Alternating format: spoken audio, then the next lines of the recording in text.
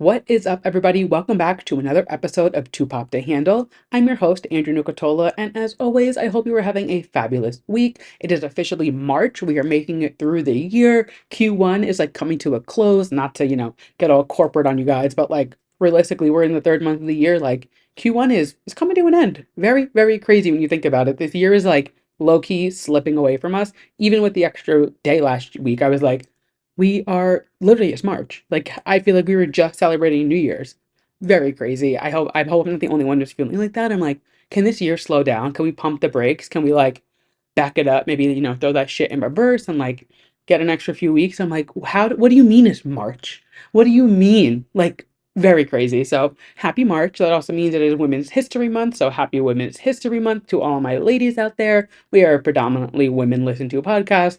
No shocker. So thank you guys for listening. I hope you guys enjoy your month. I get June, you guys get March. I guess it's, it's the most that the straight people could give to us. So let's celebrate while we can. I'll drink to that. And that also means that this is our 20th episode. I know, it's insane. Next week we are legal drinking age. How crazy is that? I was like thinking about it. I was writing my outline for the week and I always title it with the number and I was like, "Oh my God, 20, that's nuts." Because in 6 weeks, that means we have done 6 months worth of podcasting, half of a year. How crazy is that? It's like obviously it's always been real, but I'm like, "Wait, this is like a real thing." I'm like, 6 months sounds 6 months is such like a long span of time, but it's really not. It's like a drop in the bucket, not to get all sentimental, but it's like that's kind of crazy to think about like 26 episodes. We're coming up on it. Very nuts, very crazy. I don't know. It's weird. I was looking back at some of our old reels and TikToks and I was like, "Oh my gosh." I was like even just like watching them and I was like, I don't even remember exactly what this episode was about. Like I always used to think when creators or like podcasters really would be like, "Oh my God, I forgot we talked about that. I forgot that happened." I was like, "How do you forget about that? It's your show. Like it's your episode. You talked about it." But now I'm like, "Wait, I get it." Like I'm getting that podcaster like blurry mind kind of thing where I'm like, "Oh my God, you're right. I did talk about that on the podcast." And it's weird. It's very, very weird. Not a bad thing, just an observation I'm having. But yeah, we are trucking along. So thank you guys, as always, for listening. Thanks for sticking around for 20 episodes. We have a lot more to go. And it's been an interesting week. There's been some highs. I say there's been lows, but I'm really being dramatic, as always. Just, a lot going on, and it's really nothing of substance, but I just like to complain. So, since you clicked into the episode, before we get into our pop culture things, I just have some bitching to do and also some like exciting things to talk about. First and foremost, so if you remember a few episodes back, I was talking about the fact that I've been like getting back into my running game and I've been really trying to kind of like get a better gym routine going and focus on certain areas of my body that I really want to work on and like improve. And I've been consistent working out. Like I've been good about it for over a year now, I would say. And I enjoy it. I really do. I like working out. It's like a nice thing for me. It helps me clear my head.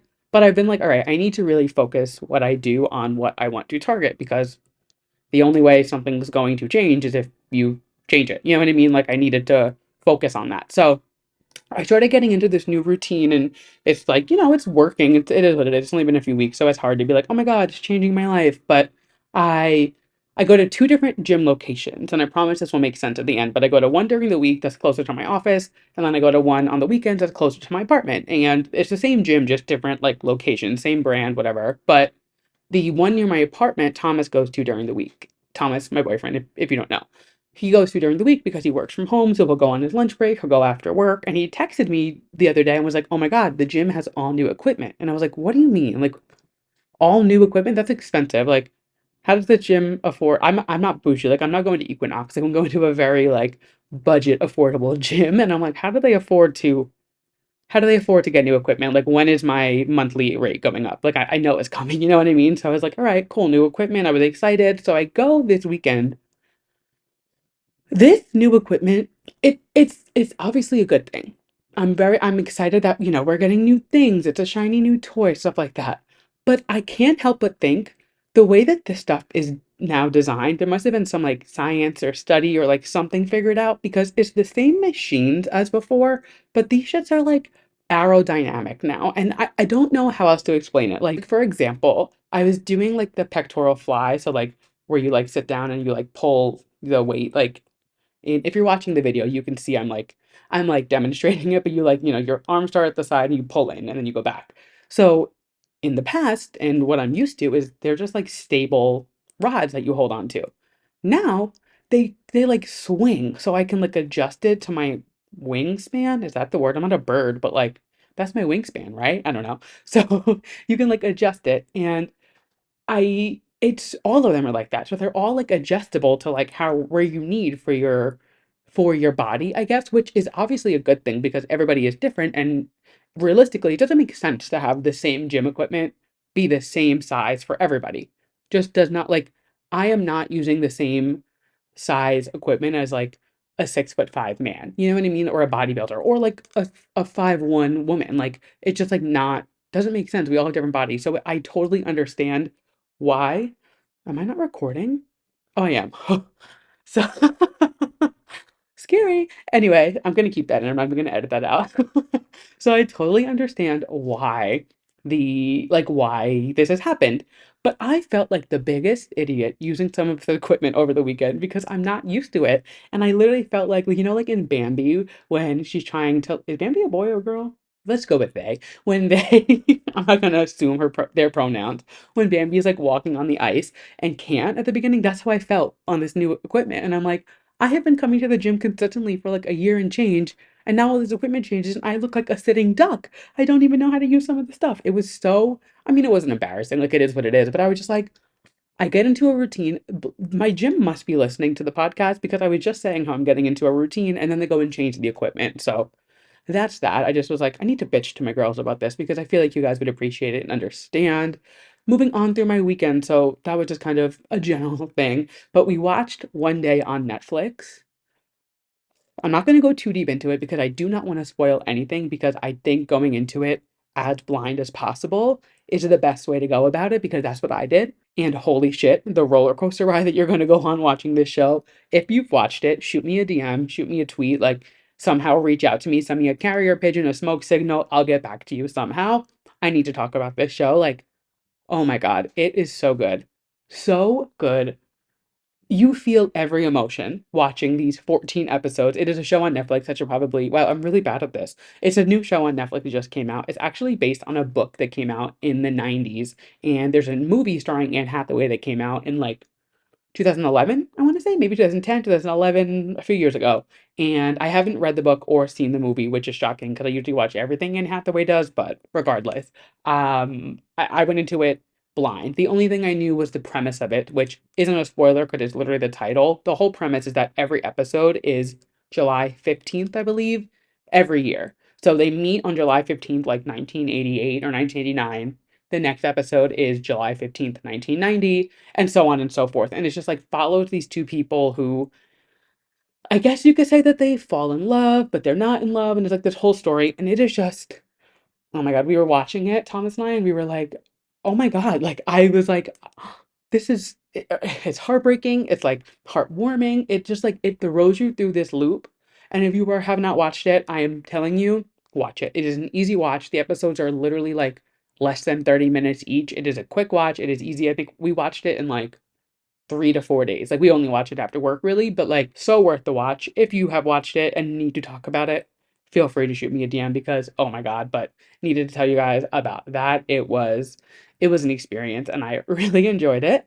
And then Sunday this week, if you are in New York or follow anybody from New York, you know that we had the first official like warm day of the year. And now if you live in New York, you know there is always that first day that is like it always is like a random like weekend day. It somehow like always works out that is like everybody can be outside. It is warm, it is like spring, and it is in fact fake spring. Just like I said last week, this weather is so back and forth. It was 60 degrees and sunny 72 hours ago. Why is it torrential downpouring and like 40 degrees right now? It is so insane the way the weather works in this city. I do not understand. And I'm like, I trust me, I appreciated the day. Sunday was gorgeous. We were outside literally from like 11:30 noon until like 7 p.m. We were out until the sunset because it was so nice out. We did not want to go home. We went to Central Park, we hung out, we walked around, and everybody was out. Like usually when you're out in this park and there's so many people, you're like, "Oh my God, you can't walk." Like it is so so clustered and just so many people. But it was so nice to see everybody out and enjoying the weather this weekend that I didn't even care that all of Manhattan was in Central Park at the same time because I was like, we are all in the same experience. We are all feeling this together. And it was so fabulous. We actually have another nice day coming up. So I'm like, all right, maybe it wasn't such a fake spring. It was just, a little bit of mix. It was it's going through it. The weather has some emotions and we're getting through it together, but we had such a gorgeous day on Sunday. I'm still like reeling from it because it was so nice. Ah, I just loved it. And I can't wait for spring. I'm ready for warm weather. I'm over the sweaters, I'm over the jackets. I just want to like go outside in like jeans and a t-shirt or jeans. I'll even take like jeans and like a long sleeve t-shirt. I don't even need short sleeves. I will take a long sleeve tee. Give me like 50 degrees and sunny, that's fine. I don't need it to be 70, 80 degrees. I don't want it to be 80 degrees. Honestly, I don't want it to be really hot. But like the fact that it's pouring outside, I can't do it. I need this weather to figure it out and get it together because like it's I never realized how much the weather really like affected me until I recorded a podcast every week and talk about the weather when my whole shtick is pop culture. And I'm like, the weather has nothing to do with Taylor Swift. The weather has nothing to do with Miley Cyrus, but here we are talking about the weather again. That being said, moving on. If you're listening to this the day that I upload, you can tell the episode is a day late. So I apologize. I'm sorry, but I have a great reason why. And that reason being is I had a hot date with the it girl of all it girls, Miss Lindsay Lohan. So if you follow me anywhere, you know because I don't shut up, I don't stop tweeting, I don't stop posting. But if you don't follow me on social media, one, what are you doing? Two, let me fill you in. So, Lindsay Lohan has a new Netflix movie coming out next week. It's called Irish Wish. It is two of three in her Netflix contract. So, she had her first movie come out last year. Yeah, last year, falling, or no, 2 years ago now. When did that come? Some time ago. It was like a year and a half, let's say. Yeah, two Christmases ago. So, it came out December 2022. That feels so long ago. Wow. Anyway, regardless, so that movie came out, and then this is the second one. She has a third one coming out later this year. She filmed it in Atlanta. I forget what the title is, not important, but this is the second one. She is doing a press tour. She looks fabulous on it. We will get all into that. But she had a fan screening premiere event last night on Tuesday. Yes, my days are all out of sort because I'm recording a day late. So I'm like, wait, what day is it? I'm also getting very reliant on this podcast for like my personal schedule. Like I usually record on Tuesdays, so when I don't record on Tuesdays, my whole week feels thrown off. Like I am so out of sorts. I was like at work today and I was like, what day is it? Like I genuinely could not figure out what day of the week it was. And I think it's because I didn't record. Like I'm getting a little too reliant on the podcast, but I'm not mad about it. I like that. It should be. It's becoming like woven into me. You know what I mean? It's becoming a part of I guess daily, my weekly ritual. Regardless, I'm getting off topic.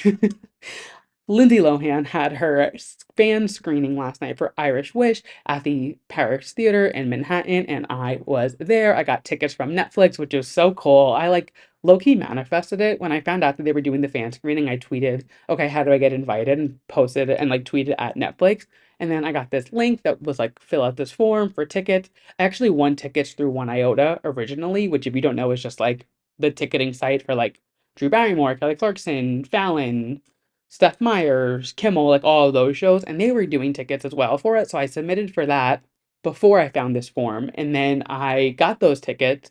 Then I got the Netflix tickets, and I was like, all right, I'm gonna kick these One Iota tickets to the curb because something tells me to take the Netflix one, and I'm so glad that I did. So I went with Jocelyn, and if you don't know, me and Jocelyn met Lindsay Lohan together for Falling for Christmas Press, and we like to talk about it nonstop. So we obviously had to go to this. We did go to the Falling for Christmas premiere as well when it happened, which was a blast. So I knew this would be fun too. And it was such a cool event. They have this time they had a green carpet. They do little popcorn boxes. They do like memorabilia tickets. Like it's just like such a well put together event. And we had so much fun. The movie was so good. I am such a sucker for a rom-com in general, but when Lindsay Lohan is starring in it, I'm obviously gonna love it even more. It was the perfect rom-com. It was like a little sprinkle of cheesy, a little sprinkle of romance, a little sprinkle of comedy, and a whole lot of Lindsay Lohan. Like, what else could you ask for in a movie? Personally, checked all the boxes. It was so cute, so good. Now, stay with me. It is a Netflix rom-com. It is not an Oscar-winning, life-changing movie. But it is such a cute, easy, like fun throw on movie just to have like a nice little movie night with yourself or with your girls or whoever. It is just like the perfect recipe for a rom-com. And it just continues to prove that Lindsay Lohan never misses a beat. She is always just always everything she does is just I'm gonna eat it up every single time. And maybe that's just me, but like I just fear like if you don't think everything Lindsay Lohan is in is great, I think you're the problem. And maybe that's like my own self-reflection, like me, maybe I am the problem, but like in my eyes, you are the problem. So sorry about it. But the movie was great. Lindsay looked stunning. She has been looking so fantastic for this press tour. Even the Falling for Christmas press tour, I was like, oh my God, she looks so good. This one, she looks fantastic. She's like glowing. She has that new mom glow. I love the bitch so much. We are like fully in this new renaissance of Lindsay Lohan, the Lohan-essence, if you will, and it is so cool to see her making a full comeback. I feel like we don't talk about, well, I do, but I feel like we as a society need to really reflect on the fact that like Lindsay Lohan has lived so many lives in the public eye, and we are seeing this comeback with from her. She's been doing it for a while, like it's not a new comeback, but she's just been like on this up and up for the past few years where she really just like took everything she went through in the early 2000s. She had a rough patch. You know what I mean? Like she was living her life, doing her thing, like shit happens, whatever. She took like she made the most out of her situation, I will say. Like she genuinely took such a shitty situation that she was in and just like obviously like not in the best place. She was in a dark place. Like she had a lot going on mentally in her life, a whole lot happening, and she has just like come out on top, killing the game, just like fully just like not even rebranding herself, just like showing so much like growth, evolution of herself. Like, oh, it is so admirable. I just love her so much. Lindsay Lohan, you will always be famous. Lindsay Lohan is the it girl of all it girls. I can't say it enough. I genuinely like, I just love her. I love her so much. Not to mention the fact that we knew it was happening. Like, it's been confirmed for a while. I have friends who told me, like, hey, I know this is happening. Like, they work in the industry. Like, they confirmed it. Jamie Lee Curtis confirmed it. We've known for a while. But she officially confirmed that Freaky Friday 2 is happening. And hearing it from Lindsay makes it so much more real for me because, like, hello, nothing but respect for my Anna Coleman. Like, come on, like it's coming from Lindsay, like it's real. It's happening. It's not just like a figment, it's not like an idea, it's not being workshopped, like it's happening. We are getting Freaky Friday 2, and I'm telling you right now, I'm annoying every week. I'm going to be cranked up 10 times more annoying when this Freaky Friday 2 promo announcements, whatever it is, happens. I cannot wait. I am so excited for this sequel. But before that, we do get another Lindsay movie at the end of the year, another Netflix rom-com. So thrilled for that. But it is just like we are so lucky to be alive at the same time as Lindsay Lohan. We really are. I don't know how else to put it. She just, ugh, I just love the bitch so much. I had so much fun at the premiere last night. The movie really was so cute, so good, just like a fun watch. So it comes out March 15th on Netflix. Make sure you tune in. I'm sure you guys will love it. It's just like the audience was all laughing. We were all like gasping at the same things. It was just like, you know, when you're at a movie and you could tell everybody in the theater is enjoying it and feeling it and had that same energy, like we all were laughing at the same jokes. We all were like gasping at the same things. We were all cheering for certain parts. It was so good. If you like rom-com, you're gonna love this movie. So stay tuned for that. Irish Wish, March 15th on Netflix. You heard it here first.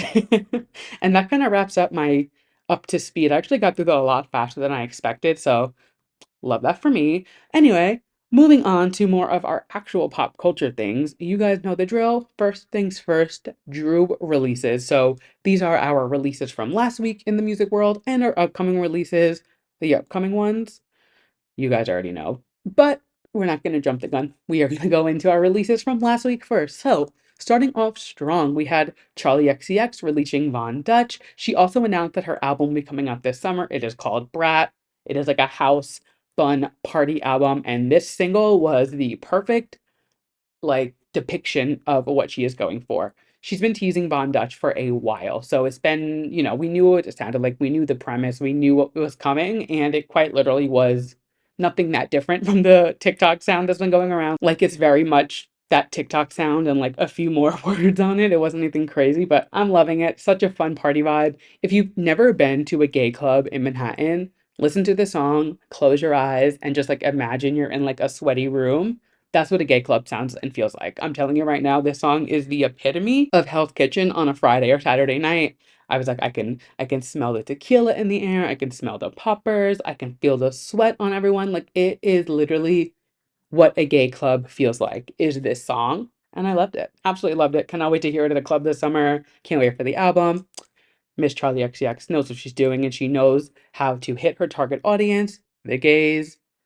We love you, Charlie. Moving on to another gay, Ollie Alexander, Years and Years, released Dizzy, his first single, in a few years. It's been like a year and a half, 2 years, but Dizzy is out, and I loved it. He just releases such fun music, like there's just like a fun beat to it. There's a just like a feel good song. I just loved it. It was so good. Loving that release. Next up, we had Fletcher Doing Better, which is the second single of her upcoming album. And again, I loved it. I love the little shout out to Miley she had.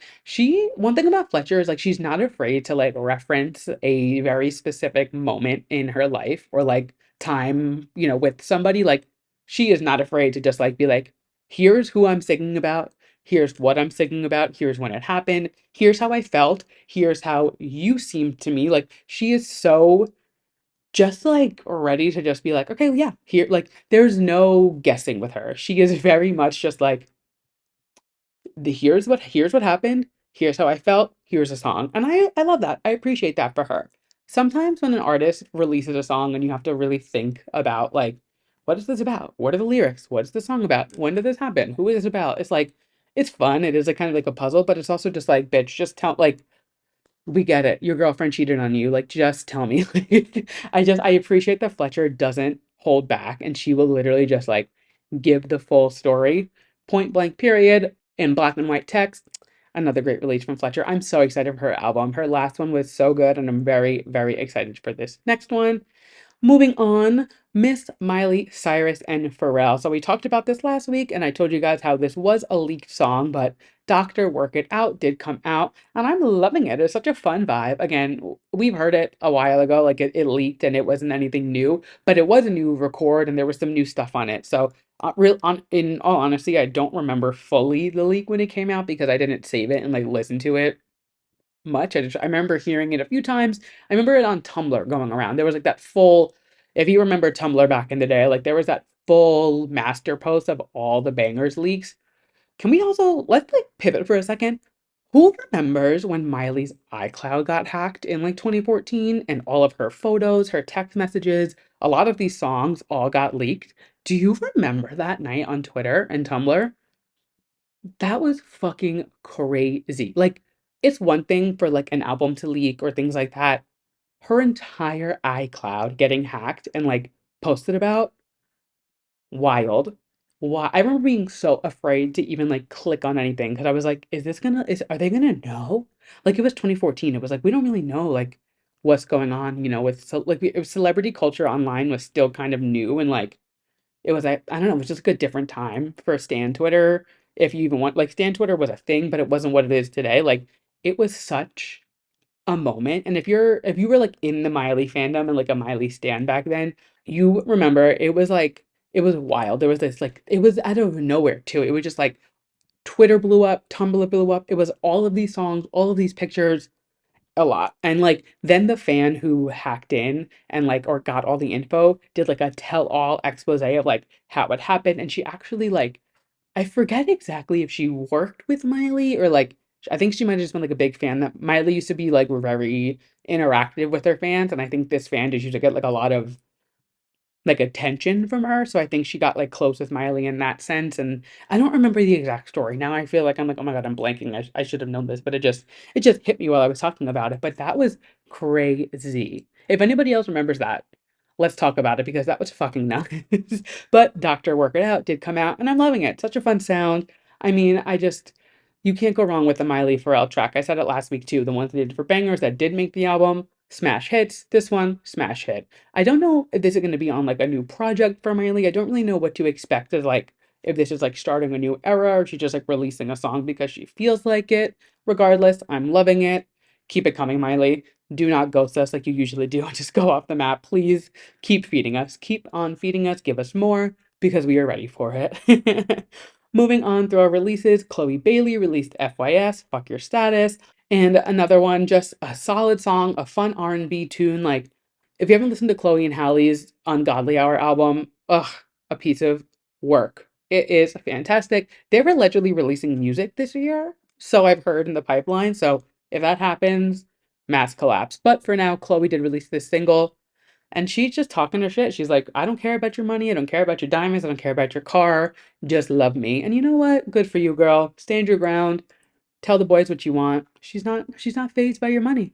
She doesn't want your money. She doesn't care about your cars. She just wants to be loved, and we love Chloe. So I'm very excited if she's releasing a project. I loved her debut album. It was so good. Her tour was so good too. I went to the Terminal 5 show, which you know if I go to Terminal 5 for a show, it's a big deal. Like it has to be an artist that I genuinely like love and like need to see to make myself go to Terminal 5. Like I would genuinely rather skip a show than go to Terminal 5. So for me to go, it's a big deal. If you know, you know. If you're from New York, you know. Like it is just the most unenjoyable venue you could possibly perform at. But her tour was great, her choreography was great. So any project from her and her sister, I'm always going to eat up. They are, I mean, they're literally Beyonce's prodigies. Like, obviously, I'm going to buy every single thing that they sell.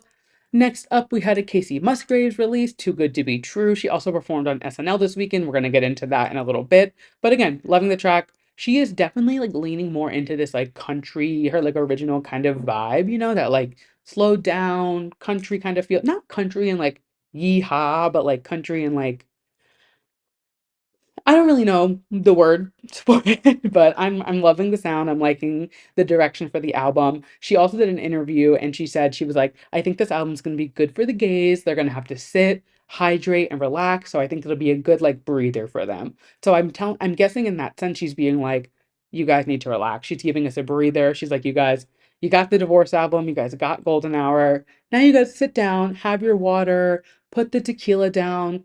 The gays need a chill out moment from Miss Musgraves. And honestly, I'm here for it. I'm very excited. Loved the lead single, loving this. I am very excited for this album. It comes out very soon. I'm really excited for that. And the final one. So, out of all of these songs, I loved them all. This last one, and it pains me to say because I really wanted to enjoy it and like it. But Cardi B, like what freestyle just didn't do it for me. It just felt messy and like again, it was a freestyle. So I feel like the word freestyle is kind of taken like a back seat in a sense. Like you don't really know what is a freestyle anymore. Like a freestyle is supposed to be like, all right, you get on the mic, you get a beat, you just start rapping. And this did genuinely sound like she had nothing planned, but you just never know. But I just did not wasn't vibing with it. Did not like it. What the lyrics, the like everything just like not good. I literally like listened to it and I was like, ugh, and I deleted it from my library. Just I hope this is not what the album is like panning out to be. And I love Cardi. I do. Like I really, really like Cardi. I loved Invasion of Privacy. Like such a good album. I've seen her live a few times. Like I love Cardi, but this just did not do it for me. So that was unfortunate. But you know what? You can't win every time. So I'll be ready for your next single, Cardi, but this one was a chop for me.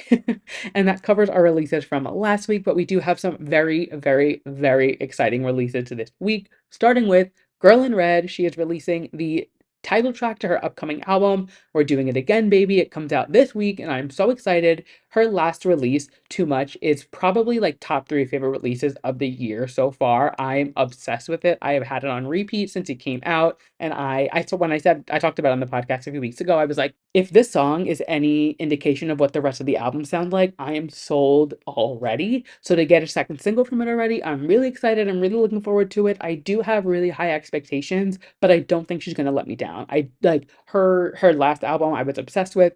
This one, this single was so good. I'm just like, I don't think she's gonna let me down, and I'm so stoked for this song. So it's coming out, I think on Thursday. So the day if It's either Thursday or Friday. I think it's Thursday. So the day that this is released. So we will talk about it next week. But New Girl in Red is coming up. We are also getting new music from Flow, which if you're not familiar with Flow, get familiar with Flow. They are so good. It's a girl group from the UK. I believe they're bigger overseas, but they're definitely having like a moment here. They had a big moment last year and they're kind of just like still up and coming. They are so good. They're kind of giving me that like Destiny's Child, 3LW, TLC vibe. Like they just have that like that R&B, pop, hip hop kind of feel to them, and they are so good. They're releasing a new single called Walk Like This Friday.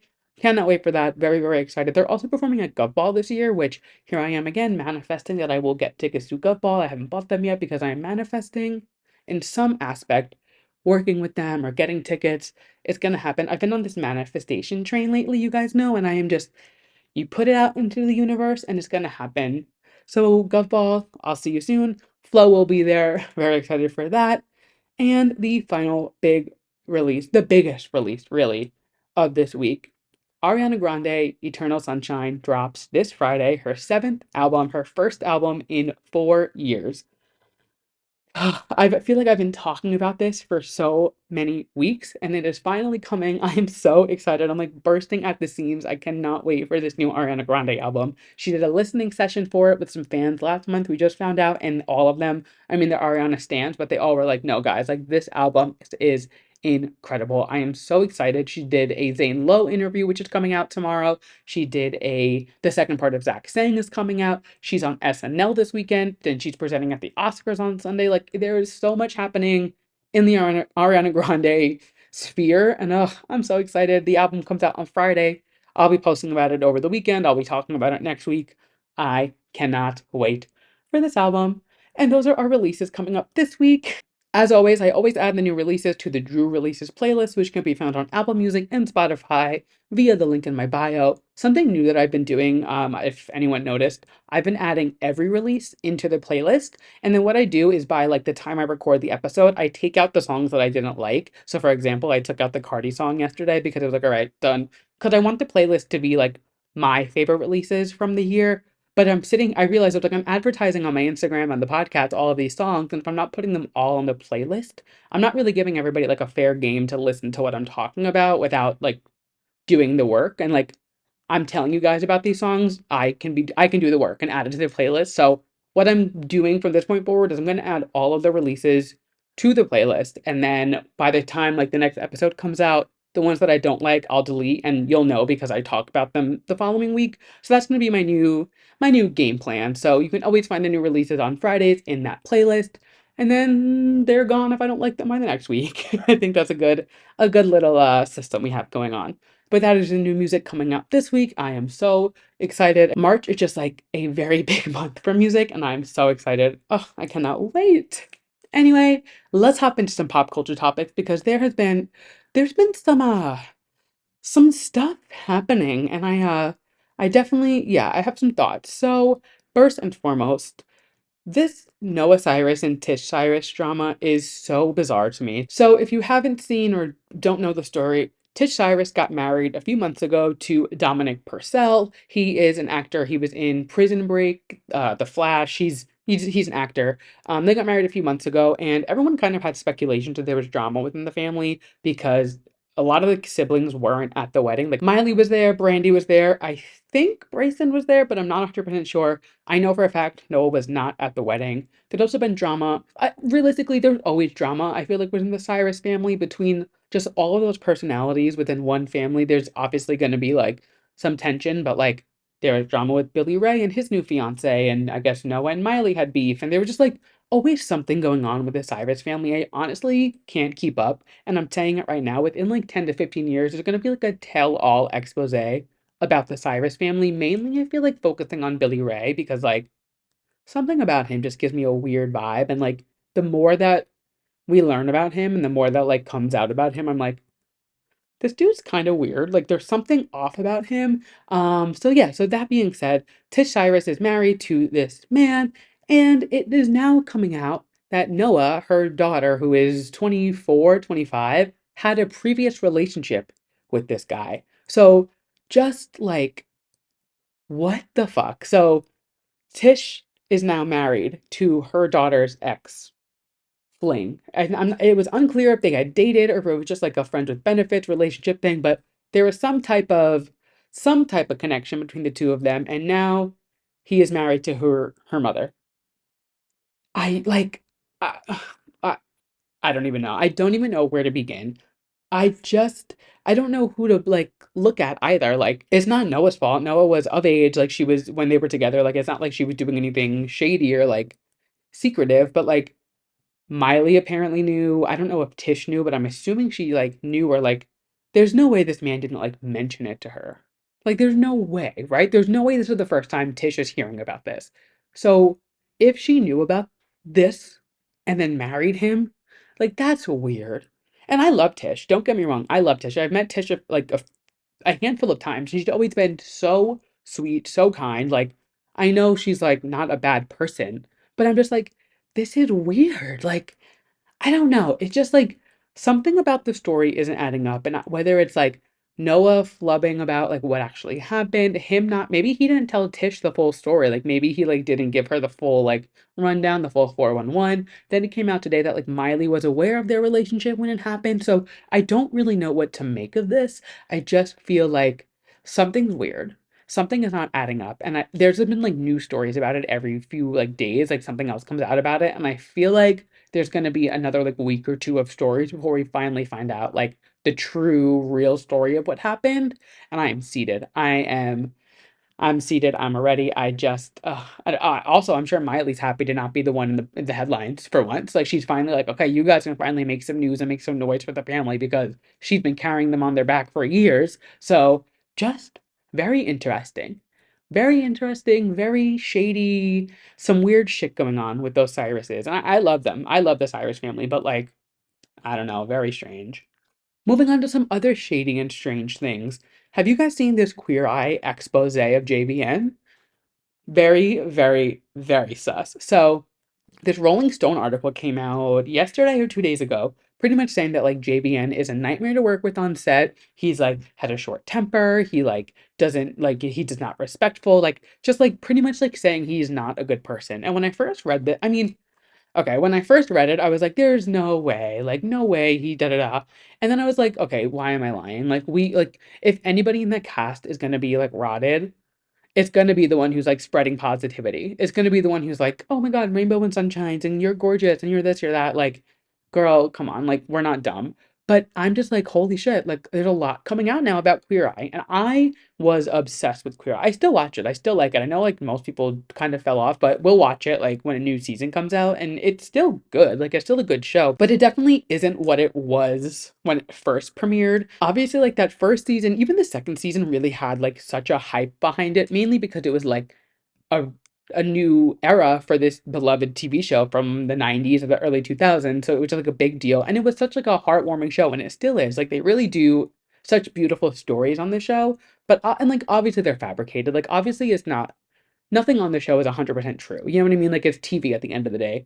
Yes, they're doing it to like help these people, whatever, but like come on, like it's obviously not all like rainbows and butterflies and ponies. Like there's obviously some like weird stuff going on behind the scenes. And there's been some speculations about the five of them for a while and like who's actually friends. And like there's been rumors that like this person can't stand that person.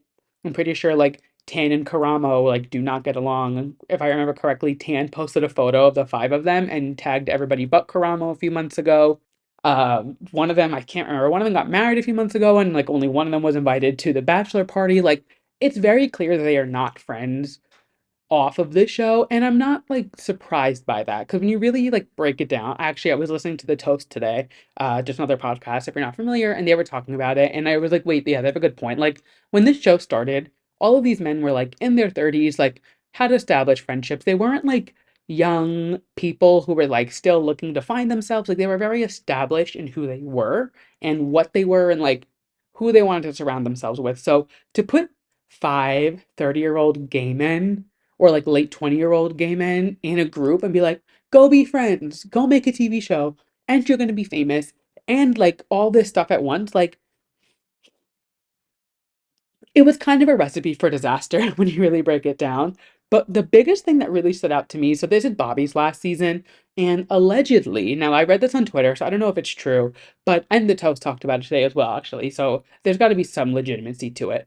Allegedly, Bobby didn't re-sign his contract under the impression that everybody else wasn't going to re-sign their contract. Everybody else re-signed their contract, and Tan and Anthony suggested their friend, who's an interior designer, for the show. So I don't know if that's true. I don't know. I'm not saying like this is what happened. This is just what I'm hearing. And if that's the case, part of me is like, oh my God, that sucks. And then part of me is like, damn, that's kind of fucking genius. Like they're like, we got to get this guy out. So let's all tell him we're not signing the contract and then get our friend in. Like, I know it's not a good thing to do and I know it's wrong, but like part of like I'm a gay man. Like I see what they were doing. You know what I mean? Like maybe that makes me a bad person. I don't know. But like regardless, kind of crazy. And I feel like there's going to be a lot coming out about this story in the next few weeks. And I am, as much as just like the Cyrus story, I am seated for it. I feel like there is much to come from this, and I cannot wait to see how this one turns out. Moving on from the drama, some Eras Tour news, because what would an episode of this show be without talking about the Eras Tour? We had another variant of the Tortured Poets Department announced this weekend, and it is the last one. So there's not five, there is only four, and this one is called The Black Dog. Now, to me, I was like, all right, like I'm kind of getting over sleuthing. I'm like, it's getting a lot. Like I'm like, I can't keep doing this, like, oh my God, this means this means that. But the one thing I will say is something that's very interesting is that all four variants of this album, so the manuscript, the bolter, the albatross, and the black dog, the four of those are also bars in the UK. Now we knew the bolter was one, but somebody did discover that there are four bars that are named after that. The only significance that I can think of the four of those things being tied to a bar is the fact that in Delicate, like I said a few weeks ago, she makes a point to call out the dive bar on the east side where you at. So obviously, like bars and dive bars were her and Joe's thing. Joe never wanted to be seen, so they obviously weren't gonna go to these like posh places. Like she wasn't going to Zero Bond with Joe Alwyn. He like that was not happening with their relationship. So obviously, like they were very much on the vibe of like, okay, we're going to these little bars that no one really knows about. Like they probably were very like low key when they went, which is not the vibe that she's feeling now. So that being said, that's the one thing that I will say is very like I could see that being the theory. But other than that, I'm like, okay, the rest of the theories are gonna have to come when the songs come out because like it's getting a lot. It's getting to be a lot, sleuthing and dissecting all of these variants. So we're just gonna wait until the album comes out to figure out what the four of these bonus tracks mean. But we do have all four of the variants now, so I don't know what's next for her. I don't know if she's gonna announce anything else. I hope to God she doesn't because she's already like announcing another Eras Tour movie version. Like there's so much coming out with Taylor. I'm like, girl, let's pump the brakes for a little bit. Like you, the capitalism is never gonna stop. Like it is just gonna keep going. And I'm like, girl, let's pump these brakes. And that's me saying that with love. I'm not one of these people who is like, oh my God, she's money hungry. I could give two shits about the money hungry thing. It is just so much to consume. And I'm someone who loves to consume media. So for me to say that, that's saying something. But the album is coming out next month, which is very exciting. Realistically, that is Taylor's new album is on the absolute back burner of my mind right now because we have so many other things happening before that. So we'll cross that bridge when we get there. But that being said, if you are looking for a way to celebrate the album coming out next month, my girl Julie at Fangirl Fantasy, they are hosting three launch party events for it, one in New York, one in Richmond, and one in Seattle. So there are three events happening. They are all on the date, or actually, I'm sorry, they are on New York and Richmond are on the 19th. So the day the album comes out, Seattle is the week after that, and they are Tortured Poet Department release parties. So if you're looking for a fun way to celebrate the album, Fangirl Fantasy is always a blast. Head over to their Instagram, it's fangirl_fantasy. Buy your ticket, it's going to be a blast. I'm sure I'll be at the New York one, and I cannot wait. But that being said, we will cross that bridge, like I said, when we get there. Moving on to some other concert news, Nicki Minaj has kicked off the Pink Friday 2 tour, and I have to say, I'm genuinely impressed. I was very skeptical of this tour. You guys know I was very like, what the fuck's gonna happen? Is it gonna happen? Like, where are we going with this? And I have to say, I'm very impressed. There are some things where I'm just like, come on, Nikki, like get with it. But for the most part, the visuals are sick. She did a really good job with the visuals and the stage. Her performance could be a little bit better. She is into it. She's having fun. She is dancing, but there are some parts where it's just like low energy. But I think at this point we just have to accept it. Like Nicki Minaj is not a performer. She's very much just an artist, and like performing isn't her biggest skill set. And I don't think that's like a bad thing for me to say because it's been proven so many times. There's so many technical errors. She has low energy on stage sometimes. And that's like not everybody can be Beyonce. You know what I mean? Like, I understand. Like, I'm not sitting here being like, oh my God, she's this, she's that. But she has a track record. But I will say, I'm very impressed with what I've seen so far from the Pink Friday 2 tour. I still am on the fence on if I'm going or not, just with everything. I don't know. She just like you guys know how I feel. So I obviously still love Nicki. I'll always be at Bar, but there are some weird things happening with the tour. But I will say I'm very impressed with what I have seen so far because it is the bar was below the ground and the bar is a little bit above the ground now. She's definitely she brought some stuff to the table. So kudos to you, Nicki. Proud to see that you didn't just like let this one fly in the wind away from you.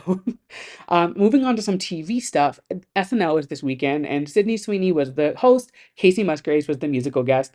Sydney's monologue was so good. It was hysterical. I think like the biggest thing to take away was where she said, "You've probably seen me in Euphoria, but you definitely have not seen me in Madam Web." Hilarious. And then the whole little Glenn Powell moment where she was like, "Oh, there were rumors about me and my co-star, but my man has always been there to support me. As a matter of fact, he's here to support me tonight." And then they pan to Glenn Powell. Just hilarious. Like, I don't know if they're doing it still for the plot. Like, I don't know what's going on with them, but I'm buying into it. Allegedly, they're working on like another movie or they want to do another movie together. So I'm here for it. I still haven't seen their movie that they did together, but it is on my list. I believe it's on streaming now, so I'll have to check it out because everyone's saying it's just like such a good movie and I love a rom-com, so I definitely need to check that out. Loved the monologue, but unfortunately that was the only part of the episode that I loved. The skits just like weren't skitting. You know what I mean? Like they weren't great, they weren't that funny, and it's not Sydney's fault, it's the writers, essentially, like, it just kind of fell flat, it wasn't great, and, like, I'm not, like, a big SNL person, I don't watch it every week, I don't really watch it live ever, to be completely honest, I only ever watch the skits, like, after, because, like, I'm not staying up late for it, I think the last person I stayed up for SNL was Dan Levy in, like, 2021, and that was rare for me. I was just like, you know what? I love Dan. Let me stay up and watch it. It'll be good. Other than that, I really don't stay up for it. I love the show. I think it's a great show and like I appreciate it. I just don't stay up for it often. I usually catch it the next day. So that being said, I just didn't. I don't know. The skits weren't that great this week. And again, it's not Sydney's fault. It's the writer's fault. But I don't know. Missed opportunities. I felt like. I will say, Kacey Musgraves' performances were great. She is just a star. She actually just announced her tour.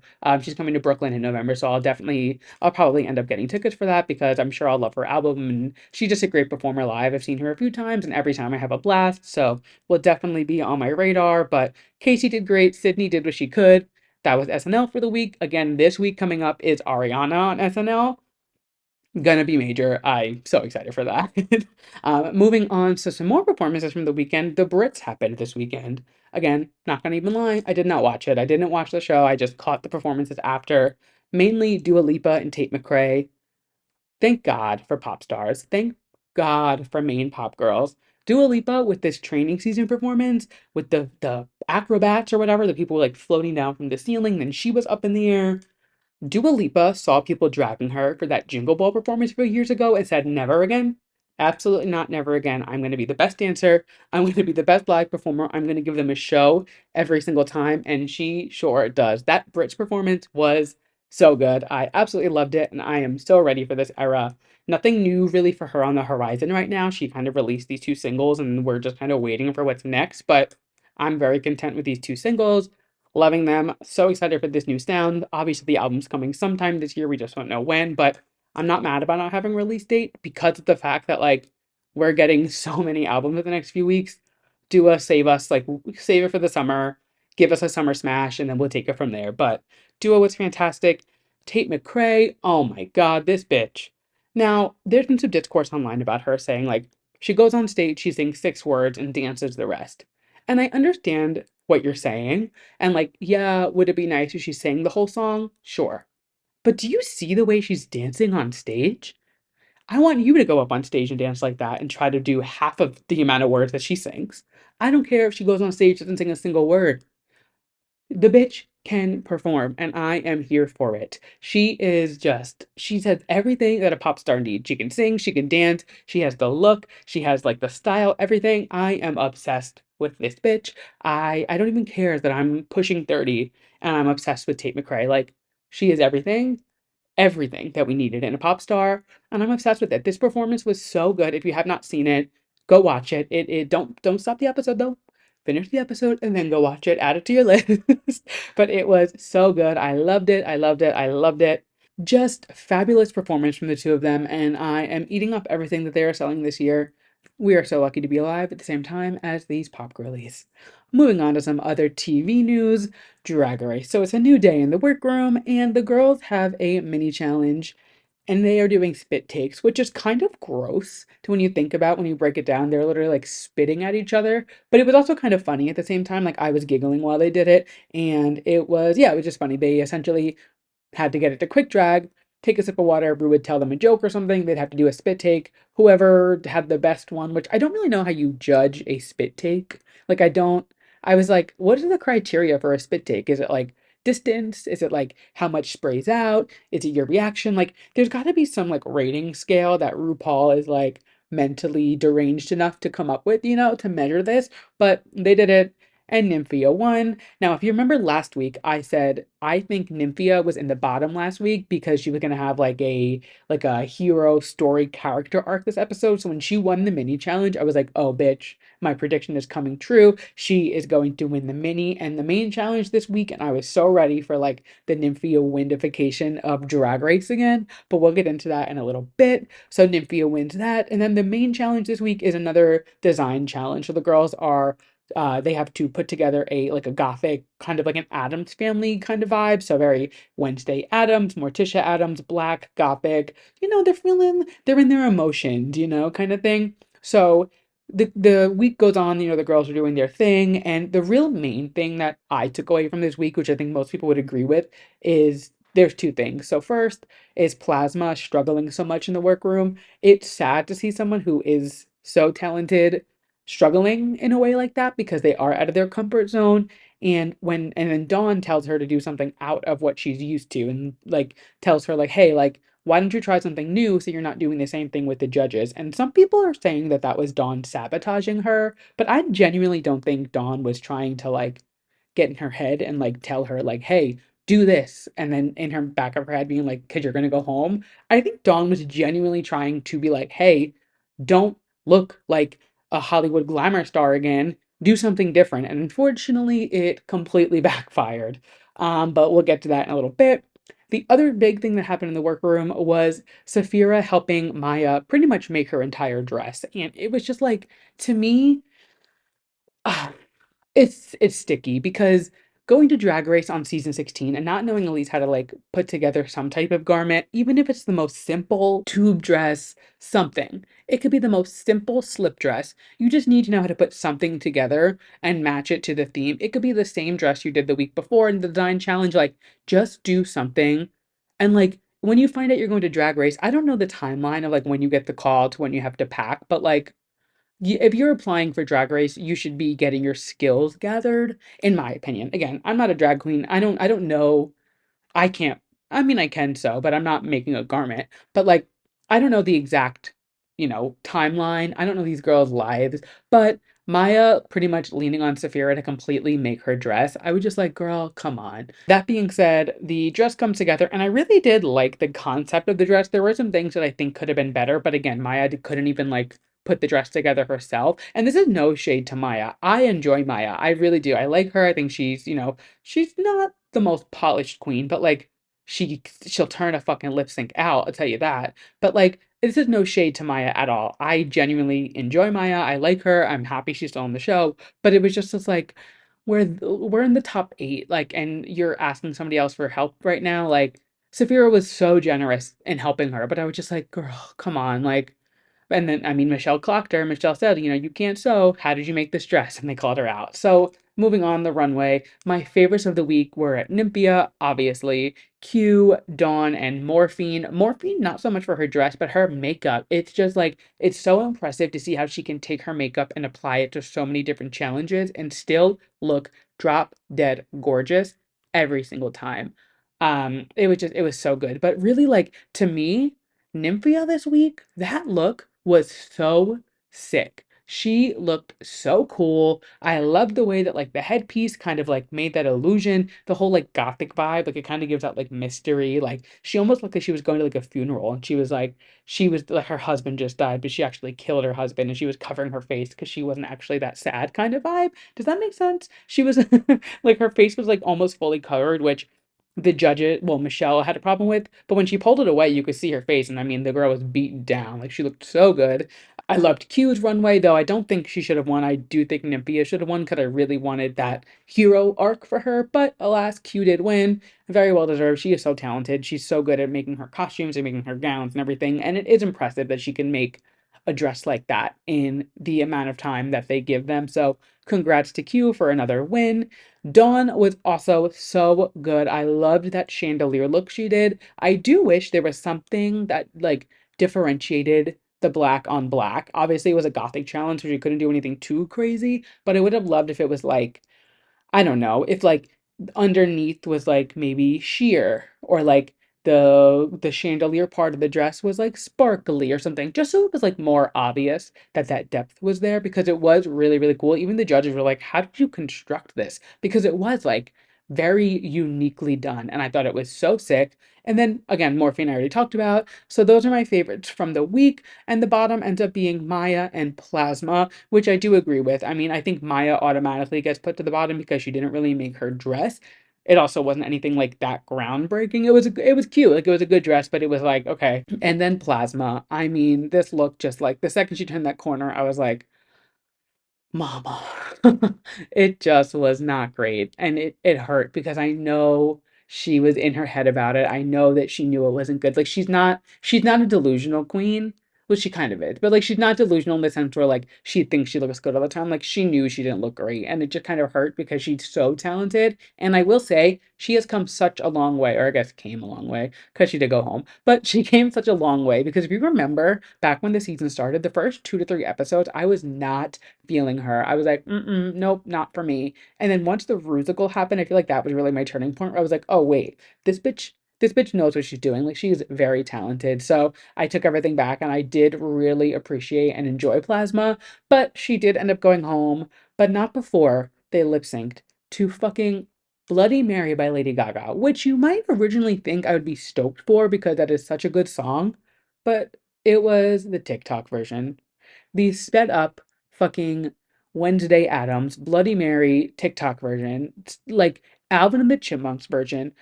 Can you imagine if they would have done the regular Bloody Mary? That song is so in itself already dramatic and has so many like not fun, but like so many like opportunities for like a sickening moment in a lip sync. Like there's the scream before the second verse. There's like the beat leading up to it, like the little intros, like the do do do do do do do. You know what I'm talking about.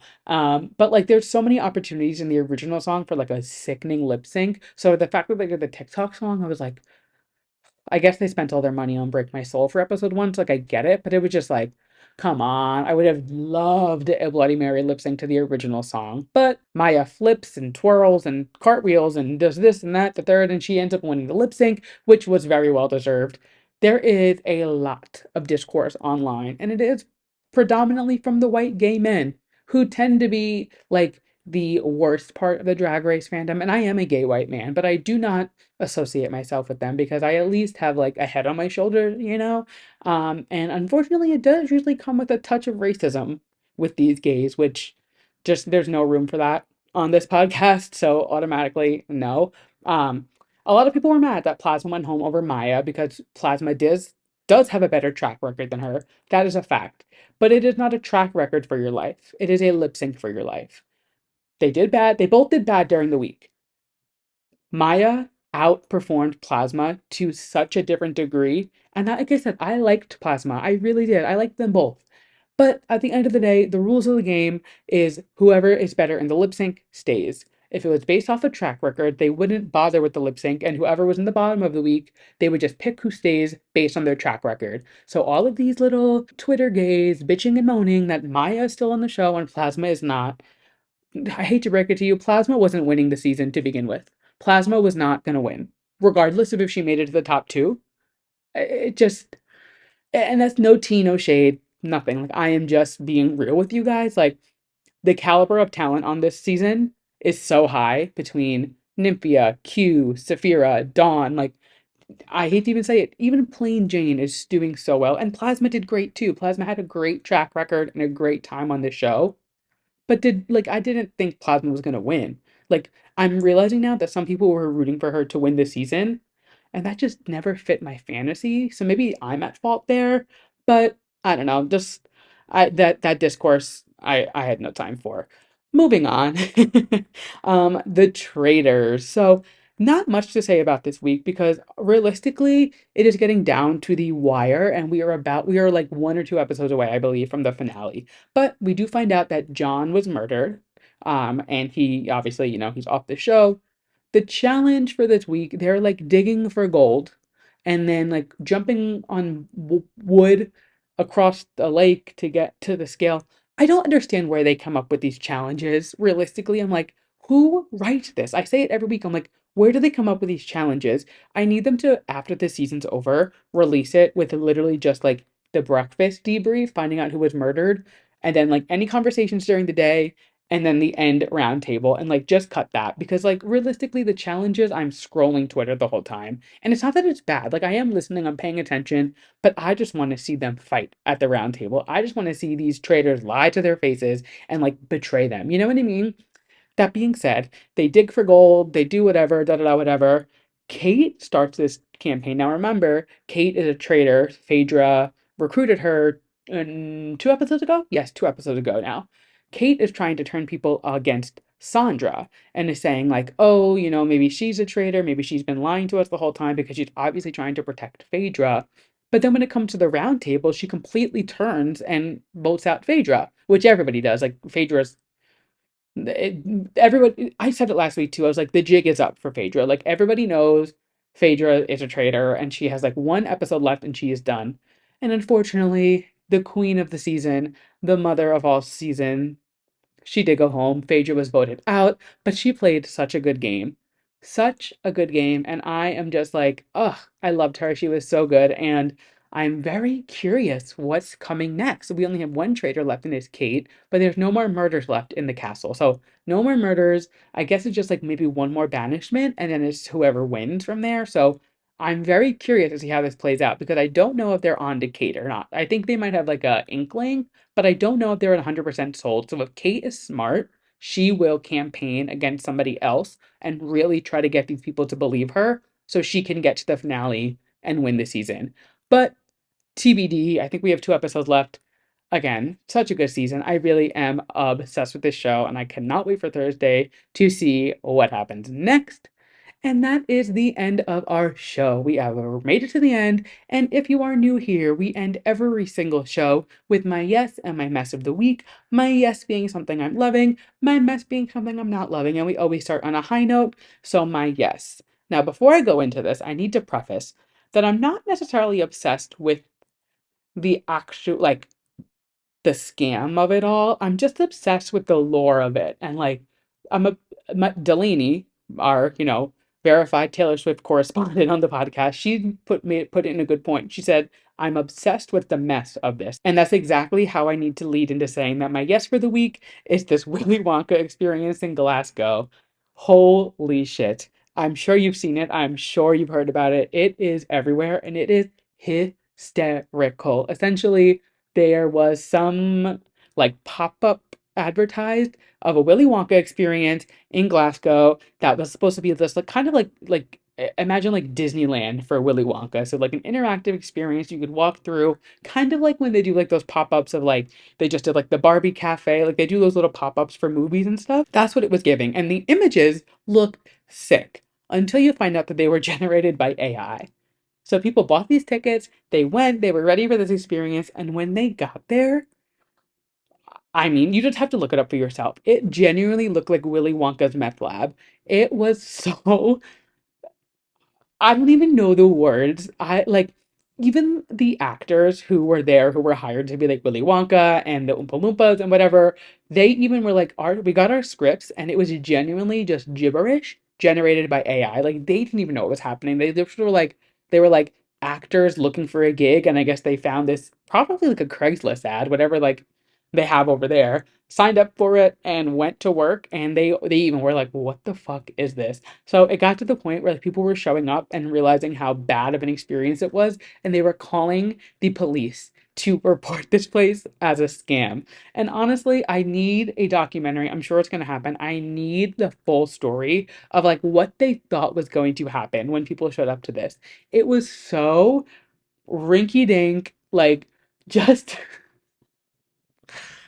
I don't even have the words, and I'm so obsessed with it. The biggest thing for me is like the Oompa Loompa who's going viral is now on Cameo, and she is just profiting off of this, which you know what?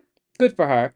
Good for you, girl. You are making lemonade out of lemons. You are making the best of the situation. And I'm just that picture of her standing behind like the counter or whatever. I can't. I'm fucking obsessed. It is so good. And I just like, I need a tell all. And I feel like we might get some type of like, not like a full documentary because it's not like Fire Fest where people were like stranded on an island or anything, you know? Like it was a mess, but it wasn't to that extent. But I think like maybe like I don't know, like some type of like TV special episode of just like what the hell went down because I am dying to know who started this, where it came from, like what they thought was gonna happen when people showed up. Like, did they think people were going to like be excited to walk through this meth lab? It was so insane, and I'm fucking obsessed with it. I can't get enough. It is so fucking funny to me. So that is my yes and my mess for the week. Now, this is something that is a little, I don't even like, I don't even know where I'm going with this, to be completely honest. But if you were on Twitter at all this past week and in some type of fandom, I'm sure this tweet came across your desk. But it was some girl in the Renee Rapp fandom exposing other fans for making fake meet and greet wristbands. Now, if you were listening to this and you're like somebody who is not deep into stan culture or a fan, like, or I've never been in it, like, I'm still in it, but not to that point anymore. Like, I used to be in this point where I would make, I guess I shouldn't really go on record saying this, but in my past, I might have made a fake wristband or two here and there. But you know, we were young. We were teenagers, we were in our 20s, like it was whatever. And like people doing it now, like I could care less. Like do whatever you want. I don't do it anymore. I haven't done it in like 5 years. I'm past it. It is just like a rite of passage in a fandom to like sneak into a meet and greet or two or like, you know, do to like scam the system a bit. Is it right? No. But like you're not doing anything. I guess maybe it's a little illegal, but you're not doing anything like harmful. You know what I mean? Like it is what it is. I'm not saying do it. I'm not saying like to do it, but it happens. It is what it is. This girl fully exposed her friends in a group chat for making fake wristbands. And now it's one thing to do it and like not be okay with it, but there is nothing worse than a snitch. To go online and like literally rat out all of these people for doing this. They are not like, I just thought that was the biggest loser energy I have ever seen. I don't understand like what she wanted from it. Like, I don't know if she thought she was gonna get like praised for it and like Renee's team was gonna like thank her and do something for her. Like, no, you just like ruined the fun for other people. And like, again, I understand that it's not like the best practice to like do, or you know what I mean? And like, it's definitely not as easy as it used to be. Like realistically, it used to be easy to just like slap on a wristband and walk in. They do make it harder now, and like that's why like the energy to me isn't worth it. Also, I'm just like I'm past that. Like there's no artist that I've met all of my favorite artists except for Beyonce, and like that's not gonna happen. Maybe it will, who knows? But like it's not gonna happen in a meet and greet setting like that. You know what I mean? So like to me, I'm just like, okay, like I've done my job. I'm like an elder stan now. I did my thing. But like This girl fully ratting them out, posting screenshots, screen recordings. Kid, if this would have happened in one of my group chats in 2019, 2013, like any of the years where, like, especially like the Jonas Brothers fandom, anyone listening who knows, you know, if this would have happened back then, you would have been crucified. They would have ran you off Twitter. They would have literally made you delete your account the way people would have came for you. And like this girl did get a lot of shit. It had so many quote retweets. And even I was like, I try to not get involved in fandom drama anymore. Like I try to be a bigger person, but sometimes you gotta just like put your 2 cents in. And I was like, the fact that you are literally ratting this out, like this is a rite of passage in a fandom. And the fact that she fully exposed these girls, loser energy. And that is my mess of the week. That is my mess. Just don't be a rat. Like, let people do what they want. If it's not harming you, mind your business. It is that simple. And with that, that is the end of the show. Thank you guys so much for listening to this week's episode of Two Pop to Handle. I hope you guys enjoyed it. If you're listening to us at a podcast, make sure you leave us a 5-star review. Let us know what you're thinking. Subscribe to the podcast so you never miss an episode. If you're watching us on YouTube, make sure you hit that subscribe button, give us a thumbs up, drop a comment down below. As always, make sure you're following me on all of my socials. We are at 2pop to handle on Twitter, TikTok, Instagram, YouTube, the whole nine. I've also been posting a lot more on my personal TikTok, which have been a lot of fun. I've been vlogging, which is kind of giving a background of like what I do. I get a lot of questions, honestly, about like what I do for work. And also just like I think it's interesting to see people giving like the behind the scenes of like making a podcast and things like that. So I've been doing a lot more vlogging and just like having fun on my personal TikTok. So if you're interested, go give me a follow over there. It is just at Andrew Nucatola, Nucatola. And with that, I will catch you guys next week. Have a wonderful week. Bye.